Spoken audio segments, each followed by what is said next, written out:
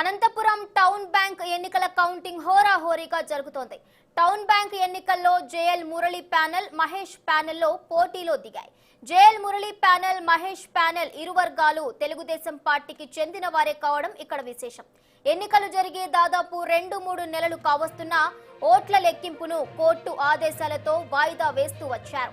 ఎట్టకేలకు లెక్కింపుకు court line clear చేయడంతో ఆదివారం అనంతపురం నగరంలోని ఎస్ఎస్బిఎన్ కళాశాలలోని ఓట్ల లెక్కింపు కేంద్రంలో పటిష్టమైన పోలీసు బందోబస్తు మధ్య ఓట్ల లెక్కింపు చేపట్టారు.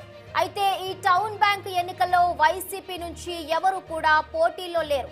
ఎన్నికల ప్రక్రియ పార్టీల పరంగా కాకపోయినా ఆయా పార్టీల మద్దతుదారుల అభ్యర్థులు బరిలో నిలిచారు. గతంలో ఎన్నడూ లేనటువంటి విధంగా ఈసారి టౌన్ బ్యాంక్ ఎన్నికలను ప్రతిష్టాత్మకంగా అభ్యర్థులు పోటీకి దిగారు. మరికొద్ది గంటల్లో ఏ ప్యానెల్ అభ్యర్థులు విజయం సాధిస్తారు అన్నది తేలనుంది.